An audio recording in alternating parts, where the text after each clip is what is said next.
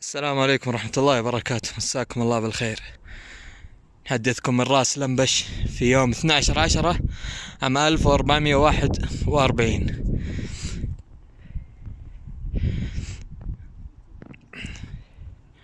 هذه الإطلالة على تنومة من راس لمبش. هذيك يا طول عمر السلامة قفا منعه، وهذا قفا غلامة الكبرى، وهذا وادي الغار. زي ما انتم شايفين دخول الضباب على تنومة بمنظر خلاب، سبحان الله العظيم. هذه الظهارة وهذه الوحدة،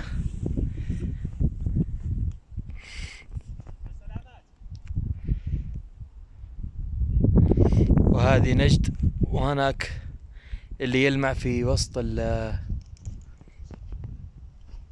بين الجبال هذاك سد وادي ترج، وأيضا السد الصغير هنا. وهذه نجد، واضح قدامنا الأمطار على بعض المناطق.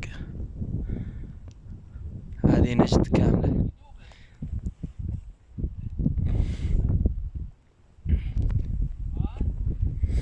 الشباب هنا والوالد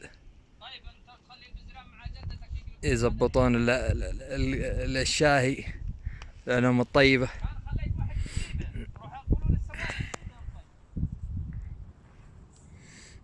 ما شاء الله تبارك الله، إطلالة وفيو 360 درجة.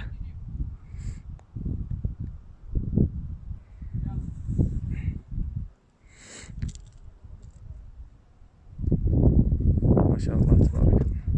طبعا اليوم هوا نجدي، وواضح السحب كيف راجعة على الأشفيات.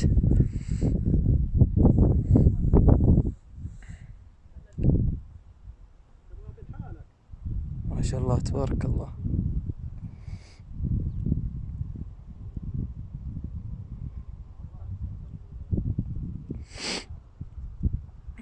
طبعا هذه غلامة، الظهور لها من الخلف أسهل وأريح من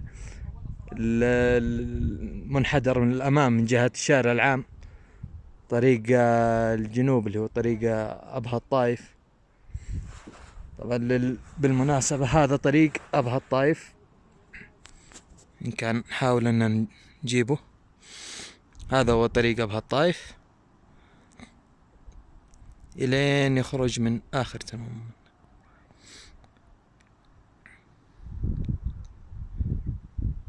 ما شاء الله تبارك الله.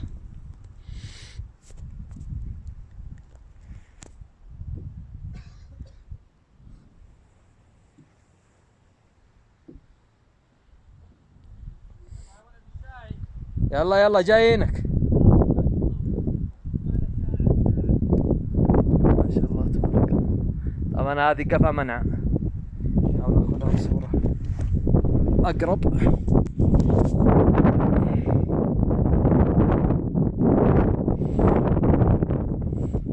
هذه منع، هذا غار منع الكبير من القفا.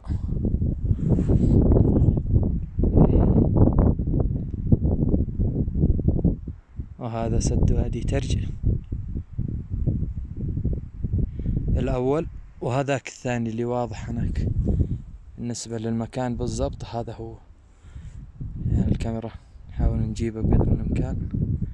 نعم كذا أوضح. هذا السد الأول الكبير، وهذا المكان اللامع هذا أيضا سد وادي ترج الصغير.